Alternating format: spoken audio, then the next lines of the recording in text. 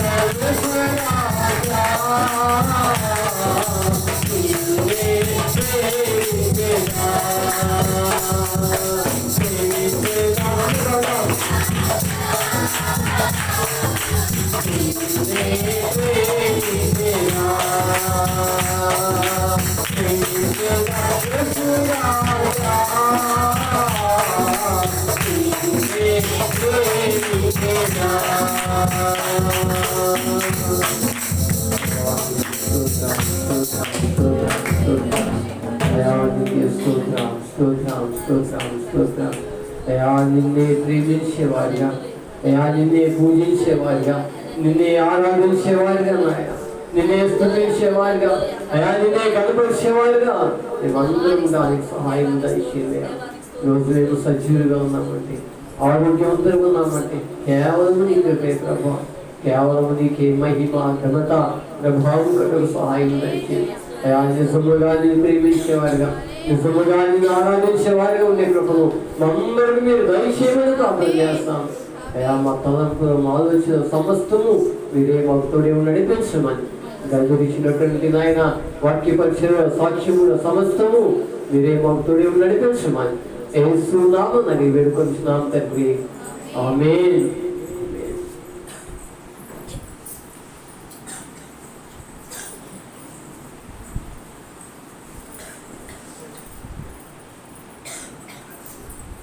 దేవునికి మహిమ కలుగును గాక. చాలా సమయం అవుతుంది. మన వాక్యం వెళ్ళే ముందు సాక్షి చెప్పాలంటే త్వరగా 1 లేదా 2 మాటలు సాక్షి చెప్తాం. 1 లేదా 2 మాటలు క్లుప్తంగా సాక్షి చెప్తాం. పెద్దలు ఎవరిని వస్తే యవనస్తులు లోనికి వచ్చేయండి. పెద్దవారికి ఎవరైనా కుర్చీలు లేకపోతే కనుక యవనస్తులు లోనికి రండి.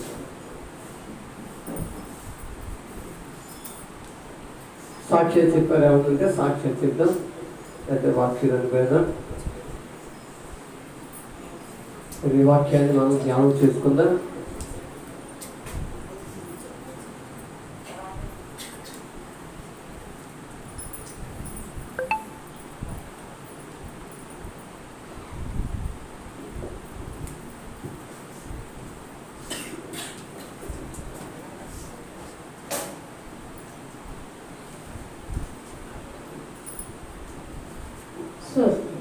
దేవుని నామాన్ని పొందాలండి. పాస్టర్ గారికి వందనాలు. ఇప్పుడు వచ్చే సభ్యులందరికీ వందనాలు.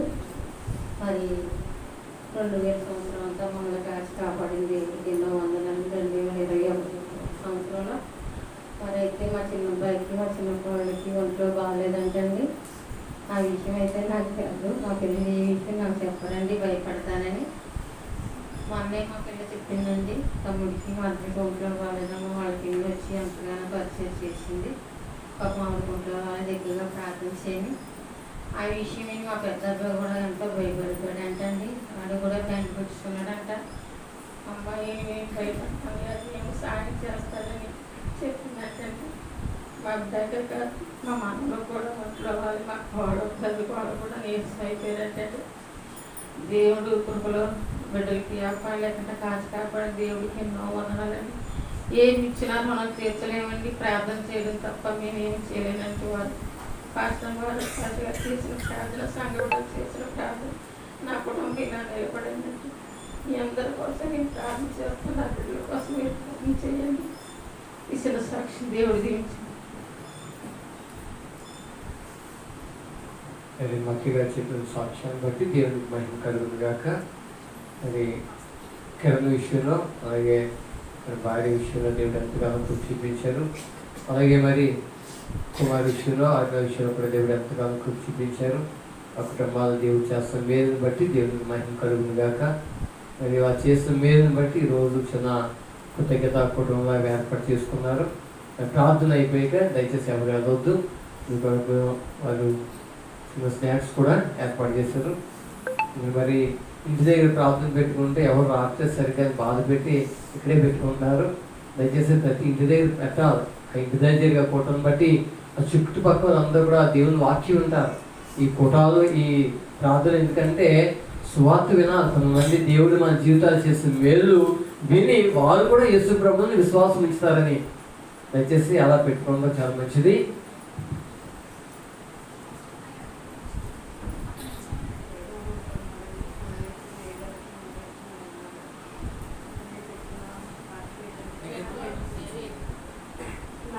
వాక్యం చదవడానికి 10 కనిపించట్లేదని మొన్న 2 వారాల క్రితం చెప్పానండి, ఇక్కడ ఇచ్చాను. అయితే మరి పాస్టర్ గారి ద్వారా మరి నాకు దేవుడు వాక్యాన్ని అందజేస్తారండి, బయట అందజేస్తారండి. దేవుడికి ఎన్నో ఉన్నారండి, పాస్టర్కి ఎన్నో ఉన్నాయి, పాస్టర్ గారికి పాస్టర్కి ఎన్నో ఉన్నారండి. అట్లీస్తేనే నాకు ఒక కుమార్తె కూడా పరిచయం అయిందండి దేవుళ్ళు. నేను దేవుళ్ళ నుంచి పడిపోతున్నానని మీ అందరితో చెప్పానండి. పాస్టర్ గారు కూడా నా కోసం ప్రార్థన చేస్తున్నారు. అలాగే ఒక కుమార్తెలు ఇచ్చారండి నాకు. ఒక కుమార్తె రోజు అంటే నా ఫోన్లో పాస్టర్ గారు గ్రూప్ యాడ్ చేస్తారు, కానీ నా ఫోను ఎక్కువగా యాక్సెప్ట్ చేయట్లేదండి, డిలీట్ అయిపోతున్నాయి. నేను అందుకే ప్రార్థనలో చాలా తగ్గిపోయానండి. అయితే ఒక కుమార్తె కలిసిందండి నాకు. ఆ కుమార్తె ద్వారా నేను మళ్ళీ ప్రార్థనలో ఏకీభవిస్తున్నానండి. ఇంకా తను రోజు ఫోన్ చేస్తుందండి. గ్రూప్ అయితే అవసరమా నా ఫోన్కి మరి డెవలప్ అయిపోతుందంటే ఆ కుమార్తె రోజు ఫోన్ చేసి ప్రార్థన అయిపోతుందండి. ఆ కుమార్తె కోసం కూడా మీరు అందరూ అనుకున్న ప్రార్థనలో జ్ఞాపకం చేసుకోండి. అట్లా నా కుమారుడు విషయంలో కూడా మీరు అందరూ అనుకున్న ప్రార్థనలో జ్ఞాపకం చేసుకోండి. మరి ముఖ్యంగా మరి దేవుడు నాకు వాక్యం లేదని అనుకున్నప్పుడు మరి దైవజనుల ద్వారా నాకు దేవుడి ఈ వాక్యాన్ని ఇచ్చినట్టు దేవుడికి ఎన్నో ఉంటున్నానండి. మరి ముఖ్యంగా మరి నేను ఎంతో బలహీనం అయిపోతున్నానండి. అయినప్పటికీ దేవుడు నన్ను ఈ వారు ఎట్టి రీతిగా దేవుడికి తీసుకొచ్చినట్టు దేవుడికి ఎన్నో ఉంటున్నానండి. ఇచ్చిన సాక్షి మీరు జీవించింది.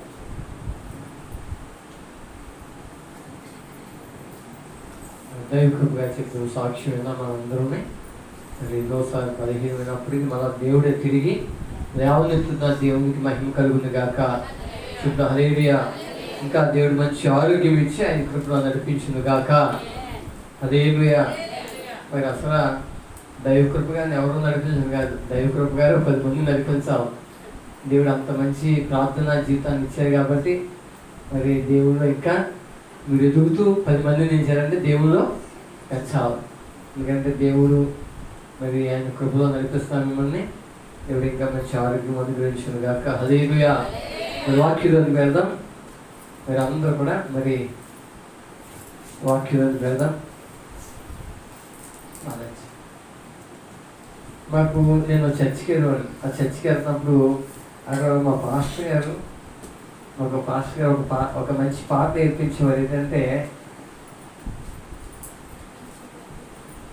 పఠింప శ్రేష్ఠ గ్రంథము బైబుల్, పఠింప శ్రేష్ఠ అందరూ బైబిల్ పైకెత్తారు చేతితో పట్టుకొని. అంటే మా చేతిలో బైబిల్ ఉంది అని జీవించాలన్నమాట. దీని అర్థం ఏంటంటే నేను దేవుడితో ఉన్నాను, దేవుడు నాతో ఉన్నాడని అర్థం అన్నమాట. ఎందుకంటే చర్చికి వచ్చే ప్రతి ఒక్కరి చేతిలో ఉండాలి, బైబిల్ ఉండాలి. ఇది భగత్ సింగ్ గారు చాలా మంచి ప్రవక్త, అయిన అద్భుతమైనటువంటి మందిరాలు కట్టాడు. ఆయన ప్రపంచంలోనే ఒక గొప్ప దైవజనుడు. ఆయన నేర్పించిన మాట ఈ పాట. పఠింప శ్రేష్ఠ గ్రంథము బైబుల్. జీవించాలి, బైబిల్ జీవించాలి. ఎంత మంచి బైబిల్ ఉన్నాయి. బైబిల్ ఏం చేస్తారంటే అమ్మ వచ్చేవారు నేను కూడా బైబిల్ తెచ్చుకోవాలి. పక్కన చూసి ఏం చేస్తారంటే అమ్మ నేను బైబిల్ తెచ్చుకోలేదు అనుకుంటారు.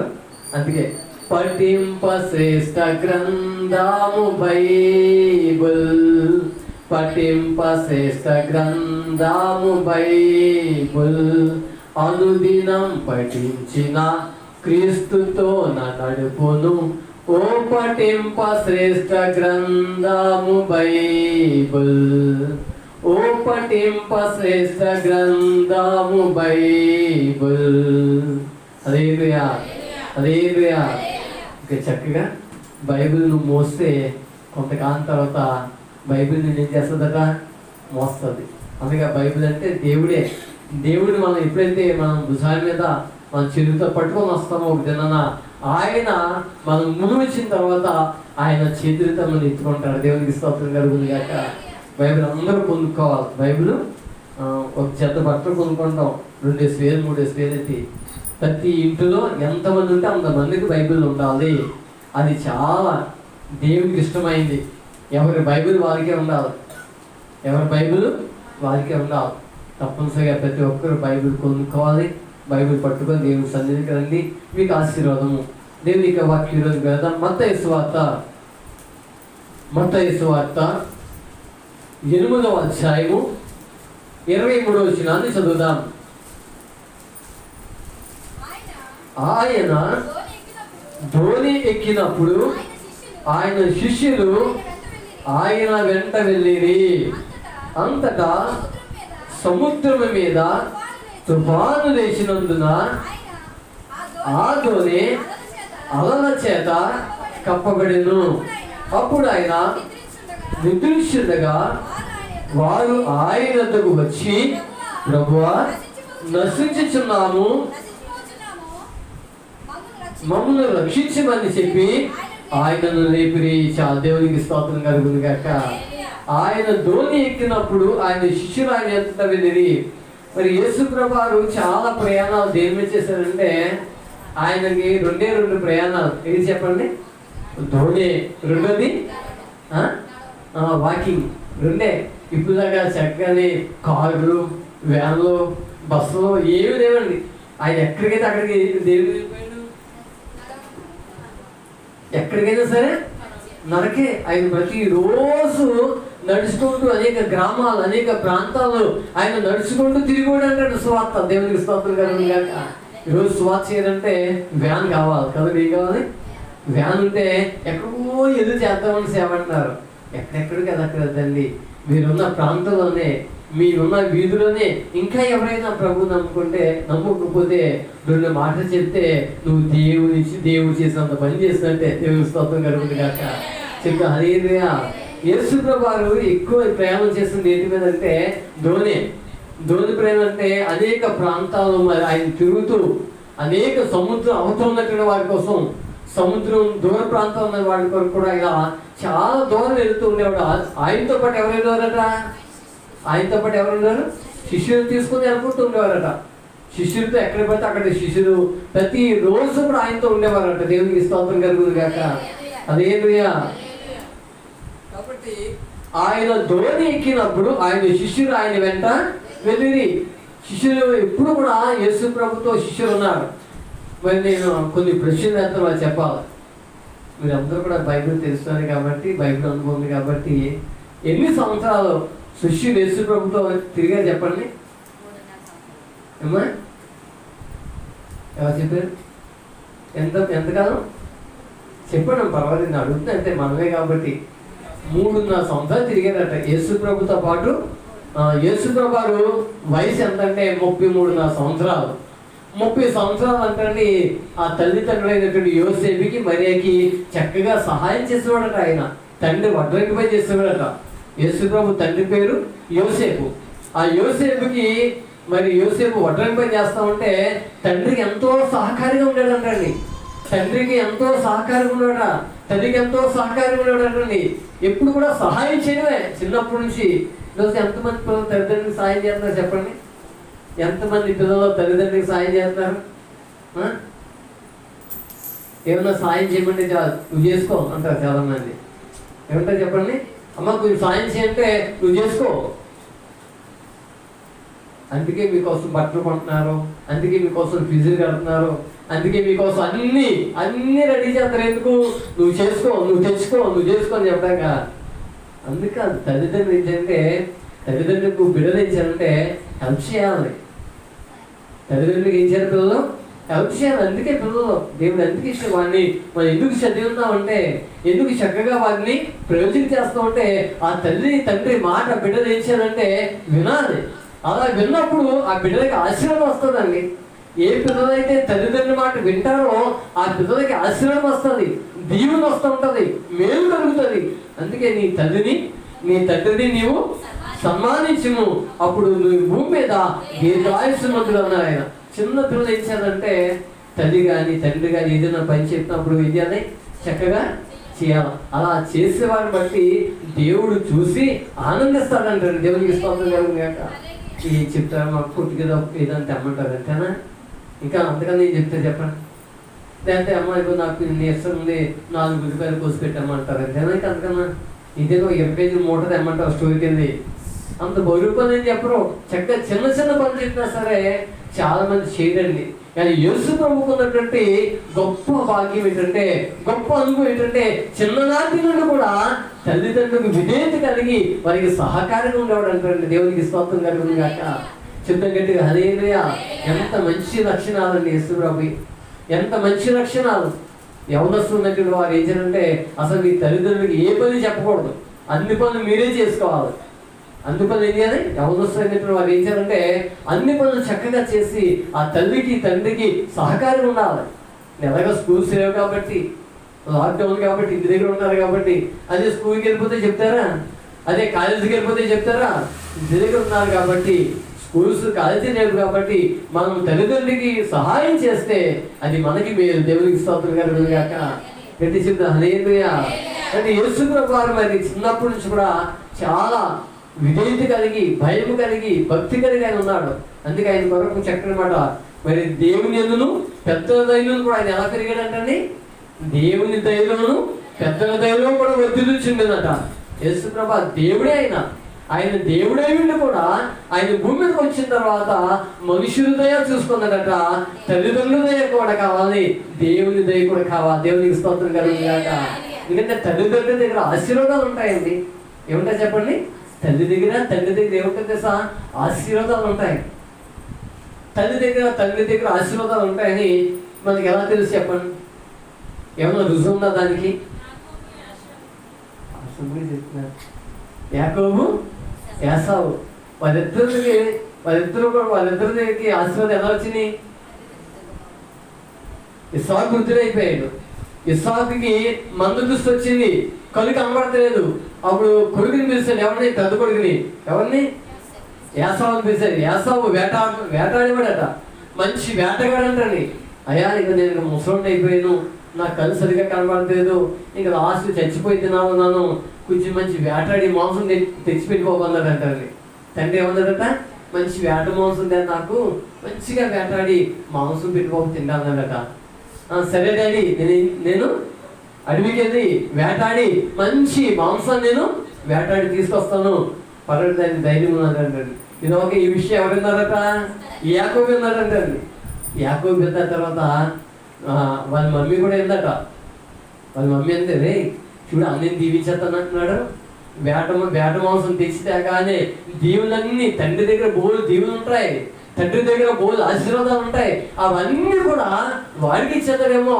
వాడు రాకముందుపే నువ్వేం చేస్తా, మంచి గొర్రెల మందులోకి వెళ్ళి ఒక మంచి మరి కుమ్మినటువంటి ఒక గొర్రెలు తెస్తే గబగబా రెడీ చేసే మాంసం నేను పూర్వం చెప్తాను, మీ నాన్న తినేసి నేను దీవించేస్తాడంటే యాకోబు అంటాడు, అమ్మ అలా చెప్తాడమ్మా, అన్నికేమో ఒంటినందగా ఇంటికి ఆడు వాయిస్ వేరు, దగ్గరికి వెళ్ళగానే ఎవరైనా గట్టిగా తిట్టి ఎవరైనా అంటే నేను అదిపోతాను కాబట్టి నా వల్ల కాదంటే నీకెందుకు అన్ని నేను చేస్తాను కదా, నువ్వు ధైర్యం ఉండని గబగబా మందులో ఒక గొర్రె పిల్లని వధించి చక్కగా మాంసుండి దగ్గరికి తీసుకెళ్తే ఇస్సాకు తడుగుతున్నాడంటండి. మాంసం తేగానే వదిలంతా ఎలా తడుగుతుంటే ఏమైందంటే ఆ ఇంటికి కనబడతాయట. ఏం చేస్తుందంటే తోలు కప్పిస్తుందట. ఏం చేసింది చెప్పండి? తోలుతో కప్పిందట. అదంతా ఇంటిలో అనుకున్నట. తర్వాత అయ్యా ఇగో శరీరం అయితే ఎలా ఉందంటే ఒంటి రోగులు ఉన్నాయి కాబట్టి స్వరం యాకోబుది అనబడిందంటే అయ్యా వేటాడి అలసిపోయింది, అందుకే నా స్వరం ఎలా ఉందని అక్కడ కూడా ఏం చేశాడంటే తండ్రిని మోసం చేయడమే. మోసం ఎలా అయితేనో, ఎందుకంటే తల్లిదండ్రుల దగ్గర ఏమిటంటే ఆశీర్వాదం ఉంటాయి కాబట్టి ఆ చక్కని ఆహారం అంతా తినేసాడండి. ఆ భోజనం అంతా తిన్న తర్వాత మరి ఇస్సాకు యాషావుని ఏం చేయాలంటే యాకోబుని ఏం చేశాడంటే ఆశీర్వదించాడంటండి. నీవు ఆశీర్వదించబడతావు, నువ్వు ఎక్కడికైనా అక్కడ నీకు జయం ఉంటుంది, నువ్వు వెళ్ళే ప్రతి స్థలంలో దేవుడు నీకు తోడుగా ఉంటాడు, నువ్వు వెళ్ళే ప్రతి స్థలాన్ని నీకు ఆశీర్వాదం కలిగిస్తానని యాకోబుని శుభ్రంగా దేవుడు దీవించాడంటండి. యాకోబు ఈ రోజున బైబిల్లో యాకోబు ఇంత గొప్పగా ఇజ్రాయేలుగా దీవించబడడానికి ఆశీర్వదించబడ్డాక కారణం ఏంటంటే ఆ తండ్రి చేత ఏం పొందుకుందో చెప్పండి, దేవుని పొందుకున్నాడు. అందుకే తల్లిదండ్రులు బిడ్డలు ఏం చేయకూడదంటే శపించద్దు. ఏం చేయకూడదు? కోపం ఏం చేస్తాం? కోపంలో ఎన్ని తిడతామో కదండి. ఆ నోటికి ఏదైతే దయచేసి తండ్రి కూడా ఆ బిడ్డలు ఏం చేయకూడదంటే శపించకూడదండి. నువ్వు శపిస్తే వారి మీద శాపం వస్తుంది, నువ్వు దీవిస్తే వారి మీద దీవులు ఉంటావు. దేవునికి స్తోత్రం కదండి. అక్క గట్టి చెప్తాం హల్లెలూయా. తల్లిదండ్రులు సాధారణంగా ఏం చేస్తారంటే ఏదైనా చిన్న పని చేయకపోతే చాలు, నోటికి వచ్చి మాత్రమే. అది తల్లి రక్షణ కాదు, తండ్రి రక్షణము కాదండి అది. ఎందుకంటే వాళ్ళని దీవించాలి మనం. వాళ్ళు ఎటువంటి వాళ్ళైనా సరే, ఇక మాట వినకపోయినా సరే ఒక్కొక్కసారి కోపడరు తప్ప శాపం వచ్చినాలు రాకూడదండి. శాపం వచ్చినా రాకూడదు.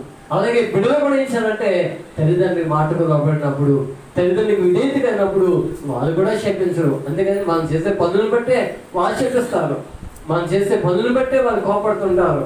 మనం చేసే పనులు బాగుండాలి, మనం చేసే క్రియలు బాగుండాలి. అప్పుడు ఖచ్చితంగా దేవుని దయ మన మీద ఉంటుంది, దేవుని ఉంటుంది, తల్లిదండ్రుల దయ కూడా ఉంటుంది. దేవునికి స్తోత్రం కలుగుతుంది కాక గట్టి చెప్తా హల్లెలూయా.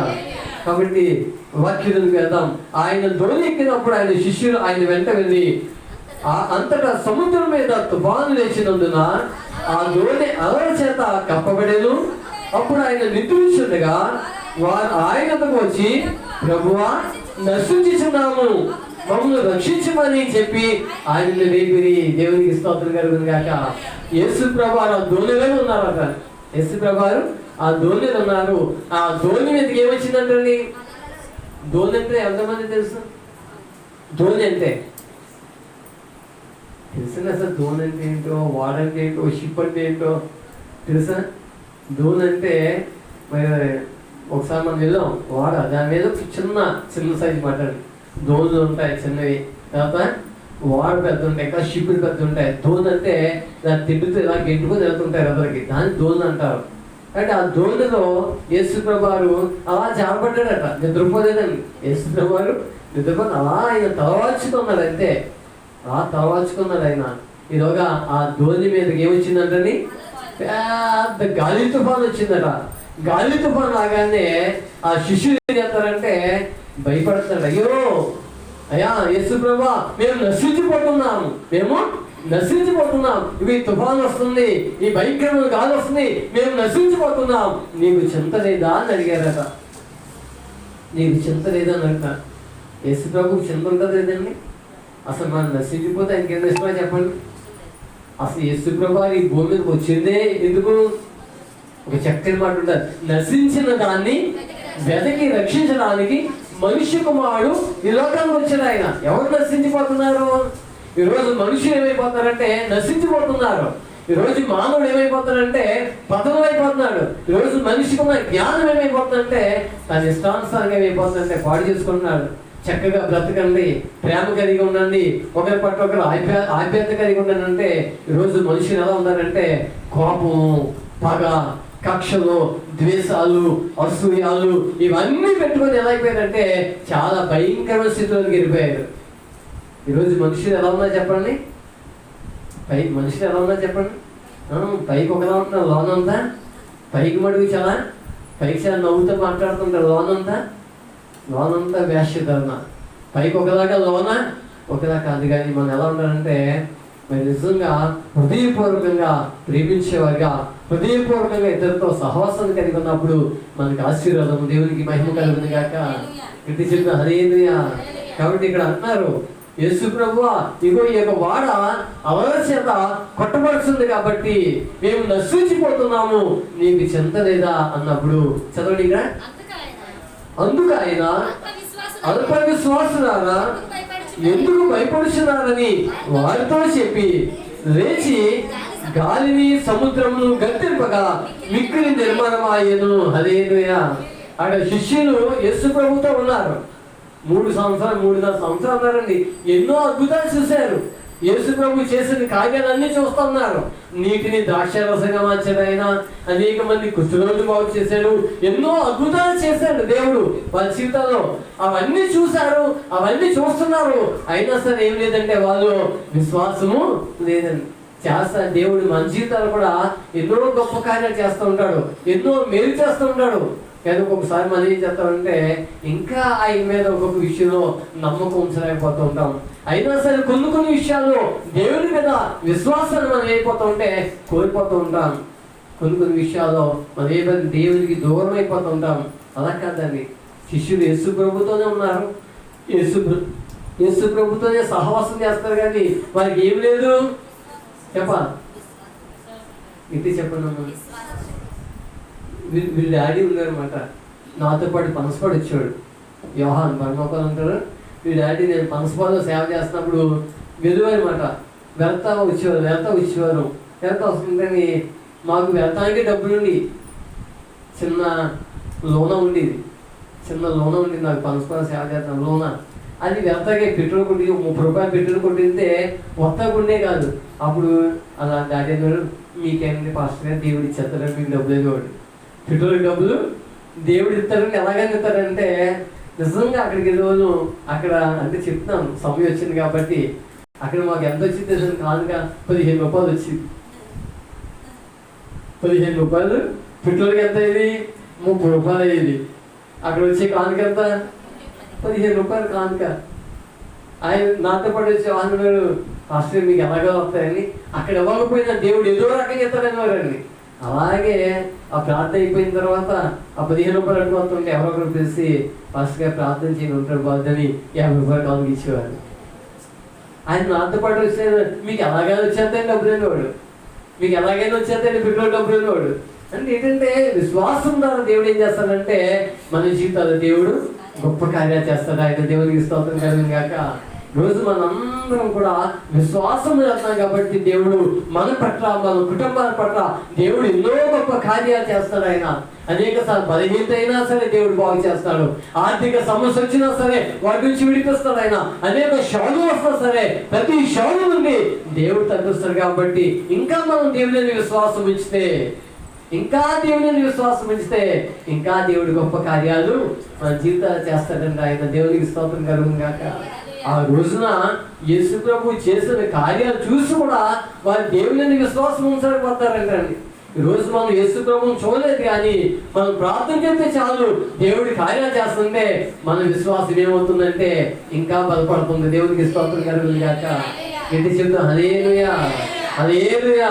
మన విశ్వాసం ఇంకా అభివృద్ధి పొందాలంటే, మన విశ్వాస జీవితం ఇంకా డెవలప్మెంట్ అవ్వాలంటే మన జీవితాలు ఏముండాలంటే ప్రార్థన అనేది అవసరం. ప్రార్థన బట్టి ఏముంటుంది చెప్పండి? విశ్వాసం ఆధారపడి ఉంటుంది.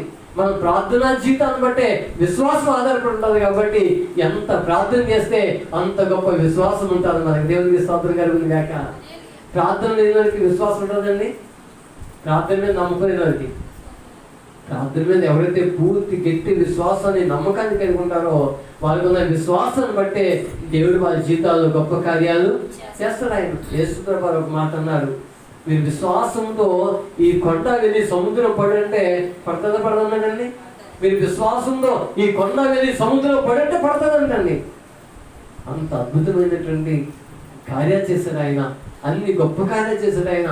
చనిపోయిన వారిని సహితం కూడా లేపగలిగినటువంటి గొప్ప దేవుడు ఆయన. చనిపోయి 3 రోజులు అయిపోయింది. రాజు చనిపోయి 4వ రోజు యేసు ప్రభువు వచ్చారు. అయినా సరే రాజును బయటికి రాగానే చనిపోయినటువంటి రాజు ఏమైందంటే మళ్ళా తిరిగి లేపబడ్డాడు. దేవునికి స్తోత్రం కలుగును గాక.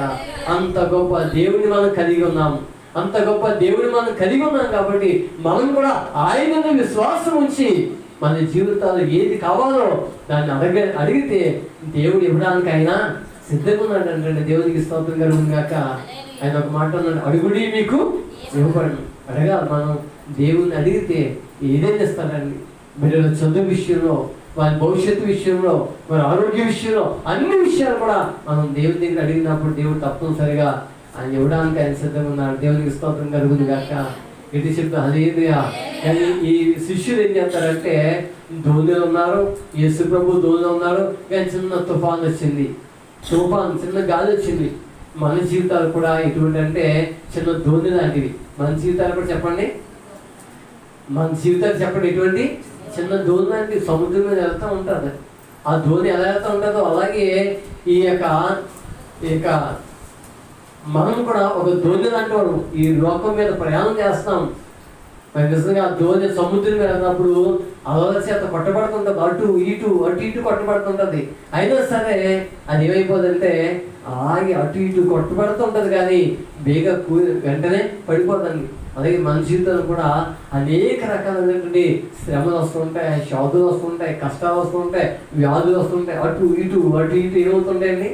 వాడికి ఎలా అయితే దెబ్బలు తగ్గుతుంటాయో అలాగే మన జీవితం కూడా చిన్న దూరం లాంటిదే.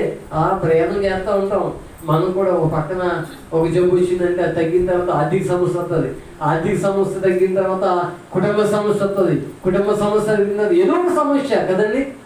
ఆ వాడు ఎంత దూరం ఎంతదో ఆ విధానంత వరకు కూడా గమ్యం చేరే వరకు కూడా అది ఎన్నో అలల చేత కొట్టబడుతుంటుంది. అనేక రకాల గాలి తుఫాన్లు ఆ వాడ మీదకి ఎలా అయితే వస్తుంటుందో అయినా సరే ఆ వాడ మునిగిపోలేదు. ఎందుకంటే ఆ వాడలో ఎవరున్నారట? యేసు ప్రభు ఉన్నారు. మన యొక్క జీవిత నావలో కూడా యేసు ప్రభు ఉన్నారు. కాబట్టి మనం దేనికి భయపడుతున్న పని లేదని. వస్తాయి వ్యాధులు అన్నాక వస్తూ ఉంటాయి. మళ్ళా దేవుని విశ్వాసంతో మనం ప్రార్థన చేస్తే, నమ్మకంగా ప్రార్థన చేస్తే, నిరీక్షణ కలిగి మనం ప్రార్థన చేస్తే ఆ శ్రమలన్నిటి నుంచి దేవుడు ఏం చేస్తాడంటే తప్పిస్తాడండి. ఆయన గొప్ప విడుదలిచ్చే దేవుడు ఆయన. దేవునికి స్తోత్రం కలుగును గాక. అందుకైనా అన్నాడు, మృతులను కూడా సజీవులుగా చేయగల సముద్రుడు ఆయన. ఉన్నవి లేనట్లుగా లేనివి ఉన్నట్లుగా చేయగల గొప్ప దేవుడు మనం నమ్ముకున్న దేవుడు, మనం ఆరాధిస్తున్న దేవుడు. అటువంటి గొప్ప దేవుడు కాబట్టి మనం ఆయనని విశ్వాసం నుంచి మన జీవితాన్ని ఏం చేయాలంటే కొనసాగించాలి. ఆయనే గొప్ప కార్యాలు చేస్తాడు. ఇంకా చదవడం త్వరగా 6వ అధ్యాయం 8వ అధ్యాయం 24 వచ్చిన త్వరగా. ఆయన ధోని ఎక్కినప్పుడు ఆయన శిష్యులు ఆయన వెంట వెళ్ళి అంతటా సముద్రం మీద తుఫాను లేచినందున ఆ ధోని అలల చేత కప్పబడెను. అప్పుడు ఆయన నిద్రించుండగా వారు ఆయన ఎదుకు వచ్చి, ప్రభువా నశించుచున్నాము, మమ్మల్ని రక్షించమని చెప్పి ఆయన రేపెను. అందుకు ఆయన, అల్ప విశ్వాసులారా ఎందుకు భయపడుచున్నారని వారితో చెప్పి లేచి గాలిని సముద్రమును గట్టెంపగా మిక్కిలి నిర్మలమాయెను. హల్లెలూయా. ఇక్కడ చాలా అద్భుతమైనటువంటి కార్యం ఏంటంటే చాలా మెరాకిల్ అది. ఏం చేసినట్టు ఆయన గాలి తుఫాను ఏం చేసినట్టు ఆయన గాలి తుఫాను గద్దించగానే యేసు ప్రభు హే గాలి ఆగిపో అన్నాడు అంటాడు. ఏ తుఫానా ఆగిపో అన్నాడు అంటాడు. అంతే రెండు మాటలు. ఏ గాలి ఏ తుఫానా ఆగిపోమన్నగానే అవి రెండు ఏమైపోయినాయట. బా ఎంత గొప్ప దేవుడు అండి ఆయన. దేవునికి స్తోత్రం కలుగుతుంది కాక. గాలి ఆయన మాట వింటుంది. చెప్పండి, గాలి దేవుని మాట వింటుంది. తుఫాను ఏం చేస్తుంది? దేవుని మాట వింటుంది. మనం కొంచెం ఉంటుంది కదండి. కొంచెం భక్తి ఉంటుంది, కొంచెం మళ్ళా భక్తి ఉంటుంది. కొంచెం ప్రార్థన చేస్తాం, మళ్ళా కొంచెం లోపల కలిసిపోతున్నాం. కానీ ఆ గాలి తుఫాను కూడా ఆయన గద్దించగా నిర్మాణం అయిపోయింది. ఎంత దేవునికి స్తోత్రం కలుగుతుంది కాక. అంటే ఈరోజు నీవు నమ్ముకున్న దేవుడు ఎంత గొప్ప దేవుడు, ఎంత శక్తిగా దేవుడు. ఆయన మాట సెలవిస్తే చాలండి ఎన్నో అద్భుతాలు జరిగింది అట. ఆయన మన తండ్రి అయితే ఆయన బిడలమైన మనం కూడా చేస్తే అలాగే అటువంటి కార్యాలు దేవుడు చేస్తాడండి. ఆయన దేవునికి స్తోత్రం కలుగుతుంది కాక. ఎడి చెప్తా హల్లెలూయా. పెద్ద గాలి తుఫాను వచ్చింది. గాలి తుఫాను రాగానే ఆయన వెంటనే వాటిని గద్దించాడట. అసలు నిజంగా ఆయన గద్దింతే అవి ఎందుకు లోపడి తెలుసండి? తెలుసా ఆయన ఎందుకు లోపడ్డాయో చెప్పాలి ఎవరైనా. ఎందుకు అసలు ఆయన గద్దించగానే ఆ గాలి తుఫాను నిర్మలం అయిపోయిందట. కామప్ అయిపోయింది, అంతే సైలెంట్ అయిపోయింది. ఎందుకు చెప్పండి? సముద్రము సృష్టించే నాయనదే, సాత్యుని హస్తమే భూమి చేసే. హల్లెలూయా. సముద్రాన్ని ఎవరు సృష్టించారు చెప్పాలి? సముద్రాన్ని ఆదికాండం 1వ అధ్యాయం చదివితే ఈ ఆకాశాన్ని, భూమిని, సూర్య చంద్ర నక్షత్రాన్ని, సముద్రాన్ని, సమస్తాన్ని కూడా సృష్టించిన సృష్టికర్త కాబట్టి సృష్టికర్త మాటకు సృష్టి ఏం చేయాలి చెప్పండి? లోపడవలసిందే. దేవునికి స్తోత్రం కలుగుతుంది కాక. చిత్ర గట్టిగా హల్లెలూయా. సృష్టికర్త కాబట్టి, సృష్టిని కలిగి చేశాడు కాబట్టి సముద్రం ఆయన్ని, ఆయన మాట విందండి. దేవునికి స్తోత్రం కలుగుతుంది కాక. ఆ సముద్రానికి ఎంత సంతోషం. ఎందుకని చెప్పండి? ఆయన చూస్తుందండి సముద్రం మీద. ఆయన వెళ్తుంటే నన్ను సృష్టించిన సృష్టికర్త నాకు కనపడతానని ఎంత సంతోషించుంటుందో. దేవునికి మహిమ కలుగుతుంది కాక. ఇది చెప్తా హల్లెలూయా హల్లెలూయా. వెంటనే ఆయన చిన్న మాట ఈ గాలిని తుఫాను గద్దించగానే వెంటనే ఏమైపోయిందండి? నిర్మలమాయను. దేవునికి స్తోత్రం కలుగుతుంది కాక. సైలెంట్ అయిపోయిందంటుంది. ఈరోజు మన అటువంటి గొప్ప దేవుని పిల్లలు ఎవరు చెప్పండి? ఆయన సృష్టికి కర్త అయితే మనందరూ ఎవరు? తండ్రి పిల్లలు అండి. మనకు కూడా అంత గొప్ప భాగ్యాన్ని ఇచ్చాడు ఆయన. మనం కూడా విశ్వాసముతో నమ్మకంగా మనం కూడా ప్రార్థన చేస్తే అటువంటి గొప్ప కార్యాలు దేవుడు చేయడానికి ఆయన సిద్ధంగా ఉన్నాడట. దేవునికి స్తోత్రం కలుగుతుంది కాక. గట్టి చెప్తాం హల్లెలూయా హల్లెలూయా. మన విశ్వాసం ఎంత ఉంటుందంటే కొంచెం ఉంటుందంటే. నిజంగా గొప్ప విశ్వాసం అయితే గొప్ప కార్యాలు చూస్తాం. చిన్న విశ్వాసం అయితే చిన్న విశ్వాసం. అందుకే అల్ప విశ్వాసం కాదు కానీ సంపూర్ణమైన విశ్వాసంతో దేవుడి మీద భారం కలిగి మనం ప్రార్థన చేస్తే గొప్ప కార్యాలు దేవుడు చేయడానికి ఆయన సిద్ధంగా ఉన్నాడు. దేవునికి మహిమ కలుగుతుంది కాక. ఇక్కడ చదువున మాట చక్కగా రాయబడింది. అల్ప విశ్వాసారా ఎందుకు భయపడుచున్నారని వారితో చెప్పి లేచి గాలిని సముద్రమును గద్దింపగా మిక్కిలి నిర్మలమాయను. ఆ మనుషులు ఆశ్చర్యపోయారంటారు. బాబోయ్ ఈయన ఎవరో కానీ ఈయన ఎంత గొప్ప వ్యక్తి కానీ ఈయన ఇలా గాలిని తుఫాన్ని గద్దించగానే అవి నిర్మలం అయిపోయినాయని వాళ్ళు ఆశ్చర్యపడ్డారట. దేవునికి స్తోత్రం కలుగుతుంది కాక. చెప్తా హల్లెలూయా హల్లెలూయా. పెద్ద తుఫాను వచ్చేస్తుందండి. జస్ట్ అందరూ కూడా కూర్చోను అనుకోకుండా సడన్గా పెద్ద తుఫాను వచ్చేస్తుంది అనుకోండి. ఇలాగానే మనలో ఎవరన్నా తుఫాను ఆగిపోయింది అనుకోండి, మీరు అంతే ఉంటారు. బాబు ఆయన అంటే బాబు ఏమంటారు చెప్పండి? ఇంకా అందరూ ఎవరైతే చూస్తారు? ఎవరైతే ఆ తుఫాను ఆపేస్తారో ఆయన వైపు చూస్తారు అందరూ. ఇంకా అందుకే చెప్పండి. నిజంగా తుఫాను కదండి, మరి నిజంగా అనేకమైన గొప్ప కార్యాలు చేశారు యేసు ప్రభువు. అందుకే ఆయన దేవుడు. ఎవరు చెప్పండి? ఆయన దేవాది దేవుడైన కూడా మానవుడికి ఏదో కానికి వచ్చి ఎవరో చేయనటువంటి గొప్ప కార్యం చేశాడు. ఆయన ఎన్నో అద్భుతాలు చేశాడు. వాటన్నిటికంటే గొప్పది ఏంటంటే నీ కొరకు నా కొరకు మనందరి కొరకు తన ప్రాణాన్ని పెట్టాడు ఆయన. దేవునికి స్తోత్రం కలుగును గాక. మనందరి పాప దోషముల కొరకు ఆయన తన రక్తాన్ని చిందించి మనందరికి విడుదల ఇచ్చాడు ఆయన. దేవునికి స్తోత్రం కలుగును గాక.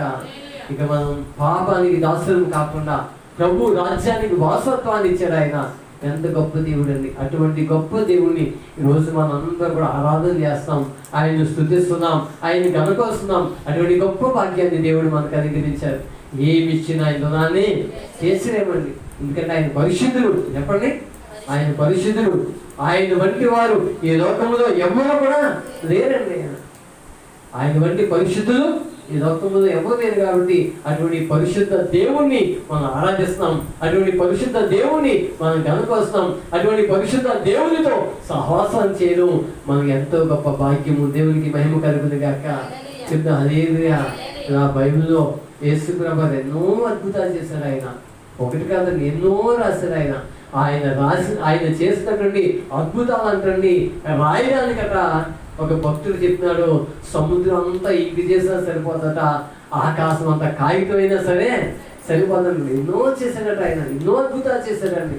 అన్ని రాయడానికి సరిపోలేదు.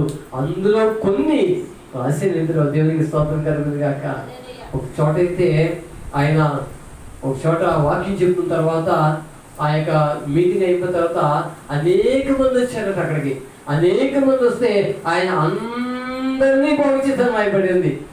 యేసు ప్రభు కూటమి అంటే తక్కువ మంది వచ్చారు కాదు, 5,000 మంది, 6,000 మంది, 10,000 మంది తండోపరుగా ఆయన ఎక్కడున్నారంటే అక్కడికి వచ్చేవారండి. ఆయన దగ్గరికి ఎటువంటి వ్యక్తులు వచ్చినా, ఎటువంటి రోగాలతో వచ్చినా, ఎటువంటి వ్యాధులతో వచ్చినా ఆయన అందరినీ బాగు చేస్తాడట. దేవునికి స్తోత్రం కలుగును గాక. చెప్తా హల్లెలూయా. ఎంతమందిని అయితే బాగు చేశారో, ఎంతమంది అయితే స్వస్థపరిచారో అందరి కోసం రాస్తే అసలు మనం బైబిల్ తీసుకురావడానికి పోయినాం. ఎంత బైబిల్ ఉంటుందే బహుశా. అందుకని చెప్పండి, అందరూ కుదించి ఇంపార్టెంట్ మెయిన్ రాశారంటే. దేవునికి స్తోత్రం కలుగును గాక. ఈరోజు చూడండి, మనం ఇక్కడ సంఘంలో ఉన్నాం. మనందరి జీవితాలు కూడా దేవుడు ఎన్నో గొప్ప కార్యాలు చేస్తారు. అవును కదా. ఎవరన్నా చెప్పమంటే ఏమంటారు, దేవుడు నా జీవితంలో చాలా మేలు చేశారండి. నేను చనిపోవాల్సిన వ్యక్తిని ప్రార్థన చేసుకున్నాను, నా కొరకు సేవకులు ప్రార్థన చేశారు, సంఘమంతా ప్రార్థన చేస్తే దేవుడు నన్ను బ్రతికించాడండి. మరణకరమైన సమయంలో దేవుడు నన్ను బ్రతికించాడని నువ్వు చెప్తే, అలాగా వ్యక్తిగతంగా నీ జీవితంలో ఎన్ని గొప్ప కార్యాలు చేశారో, అలా ఈ సంఘములో ఎన్ని గొప్ప కార్యాలు చేశారో, అలా ఎన్ని సంఘాలున్నా చెప్పండి. ఒకసారి చెప్పండి, కాకినాడ ఎన్ని సంఘాలు తెలుసండి? ఒక రీచిపేటలోనే 34 సంఘాలు ఉన్నాయి. ఒక్క రీచిపేటలోనే దగ్గర 40 సంఘాలు ఉన్నాయి. ఆ 40 సంఘాల్లో కూడా 40 మంది కూడా సాక్ష్యం చెప్తారు. చెప్పరా, ఆ సంఘాలు సాక్ష్యం చెప్తారు, దేవుడు ఇంత వేచి చేశాడండి, ఇంత గొప్ప కార్యం చేశాడండి అని చెప్తారు కదా. అటువంటి ఒక్క రీచిపేటలోనే ఎన్ని సాక్ష్యాలు ఉంటే, కాకినాడ చూసుకుంటే, తూర్పుగోదావరి చూస్తే, మన ఆంధ్ర రాష్ట్రం చూస్తే, తెలంగాణ కలుపుకుంటే, ప్రపంచం మొత్తంలో ఎన్ని గొప్ప కార్యాలు చేస్తారు ఆయన. దేవునికి స్తోత్రం కలుగును గాక. ఎట్టి చెప్తా హల్లెలూయా, హల్లెలూయా. అటువంటి గొప్ప దేవుణ్ణి మనం కలిగి ఉన్నాం. కాబట్టి ఇంకా ఆయన విశ్వాసంతో, ఇంకా ఆయన నమ్మకంతో, ఇంకా ఆయన భయభక్తులు కలిగి ఇంకా ఆయన ముందుకు వెళ్ళాలని దేవుడు కోరుకుంటున్నాడు. దేవునికి స్తోత్రం కలుగును గాక. చెప్తా హల్లెలూయా. అది అల్ప విశ్వాసం అనేది మనం రాకుండా ఇచ్చారంటే, ఏ విషయం కొరకు మనం ప్రార్థన చేస్తామో అది ఎటువంటి సమస్య అయినా సరే ప్రార్థన చేద్దాం, భారం కలిగి ప్రార్థన చేద్దాం. దేవుడు మనందరి జీవితాలు గొప్ప కార్యాలు చేస్తారు. మనందరికీ కూడా ఏదో ఒక సమస్య ఉంటాం. సమస్య ఎవరు ఉన్నారు చెప్పండి? నాకు అసలు ఏ సమస్య లేదు అన్నవారు ఎవరు ఉన్నారా? చెప్పాలి. రాహుల్, ఉన్నాయి సమస్య ఉన్నాయి. ఎవరొస్తారు, ఎవరన్నా అనుకుంటారు నీకేం సమస్య కుర్రడు అంటారు. ఆయనకున్న సమస్యలు ఆయనకున్నాయి, ఆయనకున్న బాధలు ఆయనకున్న కష్టాలు ఆయనకున్నాయి. కానీ ఆయన ఏం చేస్తారంటే దేవునికి ప్రార్థన చేస్తారయ్యా, మాకున్న సమస్యను తీసివేయగల దేవుడు నీవే, మాకున్న కష్టాన్ని తీసివేయగల దేవుడు నీవే, మాకున్నటువంటి ఇబ్బందుల నుంచి తప్పించగల దేవుడు నీవేని ఆయన ఎంత ప్రార్థన చేస్తాడో అంత గొప్ప కార్యం దేవుడు చేస్తాడు. దేవుని స్తోత్రం కలుగును గాక. ఎంత దేవుని సన్నిధిలో మొరపెడతాడో అంత త్వరగా దేవుడు ఏం చేస్తాడండి? కార్యాన్ని చేస్తాడు. దేవునికి స్తోత్రం కలుగును గాక. బైబిల్ ఒక మాట ఉంటారు, నీవు నాకు మొరపెట్టుము, నీవు నాకు మొరపెట్టుము, నేను నీకు ఉత్తరం ఇచ్చే దేవుడు, జవాబిచ్చే దేవుడు. మనకున్న సమస్య నుంచి పైకి లేవనైతే గొప్ప దేవుడిని మనం కలిగి ఉన్నాం కాబట్టి ప్రార్థన చేద్దాం. దేవుడు మన జీవితాల్లో గొప్ప కార్యాలు చేస్తాడు. మనం ఏం చేయాలంటే ఆయనందు విశ్వాసం ఉంచుదాం. అల్ప విశ్వాసం ఉంచకండి. అల్ప విశ్వాసం అసలు ఉంచదు, కానీ సంపూర్ణంగా దేవుని విశ్వాసం ఉంచుదాం. దేవుడు మన జీవితాల్లో మన కుటుంబాల్లో గొప్ప కార్యాలు చేస్తాడు. అక్కడ శిష్యులు యేసు ప్రభుతో ఉన్నారు, కానీ యేసు ప్రభు చేసే కార్యాలు చూస్తున్నారు, కానీ మళ్ళీ యేసు ప్రభుని ఏముంచలేదు, నమ్మకం ఉంచలేదు. కానీ మనం యేసు ప్రభుని చూడలేదు, కానీ వాక్యాన్ని నమ్మాం. దేవునికి స్తోత్రం కలుగును గాక. చూచి నమ్మిన వారి కంటే చూడక నమ్మిన వారు ధన్యులు. మన యేసు ప్రభు ఎలా ఉంటారో తెలియదు. యేసు ప్రభుని చూడలేదు మనం 2000 సంవత్సరాల క్రితం, 2020 సంవత్సరాల క్రితం ఆయన భూమి మీద ఉన్నాడు. ఆయన ఇన్ని అద్భుతాలు చేశాడని ఈ వాక్యం చెబితే మనం వింటున్నాం, నమ్ముతున్నాం. దేవునికి స్తోత్రం కలుగును గాక. చెప్తాం హల్లెలూయా. అదే విశ్వాసంతో ప్రార్థన చేస్తాం. మన జీవితాలు కూడా గొప్ప కార్యాలు చేస్తాడు. దేవునికి స్తోత్రం కలుగును గాక.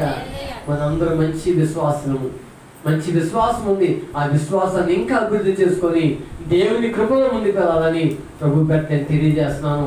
ప్రార్థన చేసుకుందాం. అందరూ తల వచ్చి కన్ను మూస్తే ప్రార్థన చేసుకుందాం. ఎవరు కూడా విశ్వాసము నుండి తొలగిపోవద్దు. ఎవరు కూడా విశ్వాసము నుండి సడలిపోవద్దు. ఇంకా విశ్వాసంతో ముందుకు వెళ్దాం. ఇంకా విశ్వాసం ఉంచుదాం. దేవుడు గొప్ప కార్యాలు చేసే దేవుడు ఆయనకు అసాధ్యమైనంటూ ఈ లోకంలో ఏమీ లేదు. అనేక మంది పట్ల దేవుడు గొప్ప కార్యాలు చేస్తాడు. ఆయన అద్భుతమైనటువంటి కార్యాలు చేసే దేవుడు. ఆయన విశ్వాసంతో ముందుకు వెళ్తే, విశ్వాసముతో నమ్మకముతో నువ్వు ముందుకు వెళ్తే నీ జీవితంలో కూడా ఎన్నో గొప్ప కార్యాలు చేస్తాడు. ఆయన ఎటువంటి సమస్య అయినా, ఎటువంటి కష్టమైనా, ఎటువంటి శోధనైనా, ఎటువంటి అప్పులమైనా సరే, ఎటువంటి ఆర్థిక ఇబ్బందులైనా సరే దేవుడే గొప్ప విడుదల ఇవ్వడానికి సిద్ధున్నాడు. ఇక్కడ ఉద్యోగం లేదని బాధపడతాయేమో, వివాహం లేదని బాధపడతాయేమో, లేకపోతే బిడ్డలు లేదని బాధపడతాయేమో, లేకపోతే గృహం లేదని, లేకపోతే అయ్యో నా కుటుంబ పరిస్థితి ఏమైపోతుంది చింతతో ఉన్నాయేమో. విశ్వాసంతో ప్రార్థన చేయి. అనేక కుటుంబాలు, అనేక సమస్యలు, భార్యాభర్తల మధ్య సమస్యలు, తల్లిదండ్రుల మధ్య సమస్యలు, ఎన్నో రకాల సమస్యలు ఉన్నాం. ఆ సమస్యలన్నిటి నుంచి విడుదలను పొందాలంటే విశ్వాసంతో ప్రార్థన చేయి. విశ్వాసంతో ప్రార్థన చేస్తే దేవుడే గొప్ప కార్యాలు చేయడానికి ఆయన సిద్ధుకున్నాడు.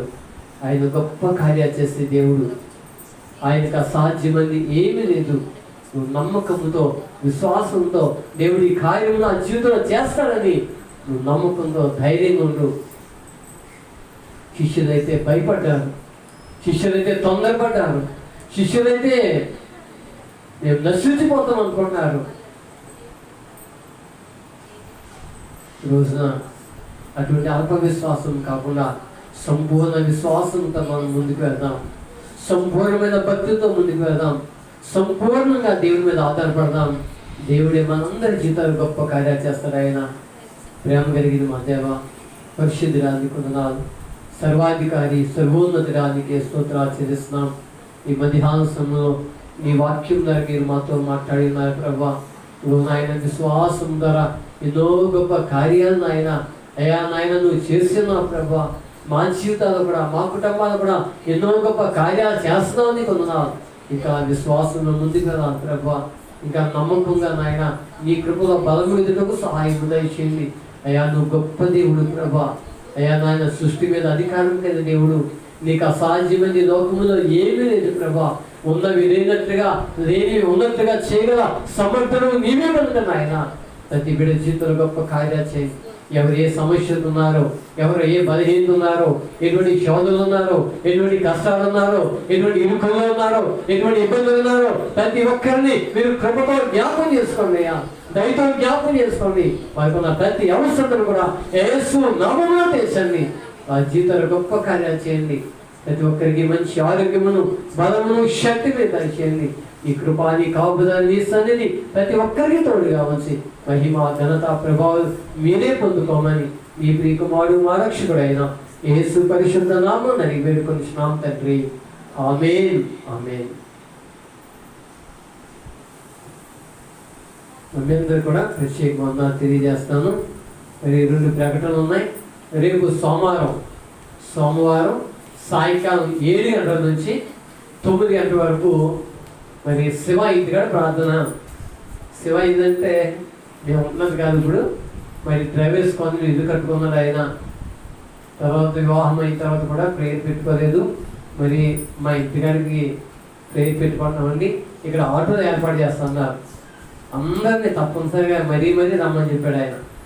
చాలా మా ఇంటికాడ ప్రార్థన కూడా చాలామంది రాలేదు. మా ఇంటికాడ ప్రార్థన పెట్టుకున్నాం బర్మపల్లిలో, చాలామంది రావట్లేదు. మీరు దయచేసి మహంకండి ఎవరన్నా ప్రేయర్ పెట్టుకున్నప్పుడు తప్పనిసరిగా వీలైన వారందరూ రావడానికి ప్రయత్నం చేయండి. వీలైనంత వరకు కూడా మరి తప్పనిసరిగా ప్రార్థనకు రావాలి. సోమవారం శివ ఇంటి దగ్గర ప్రార్థన. మీరు ఏది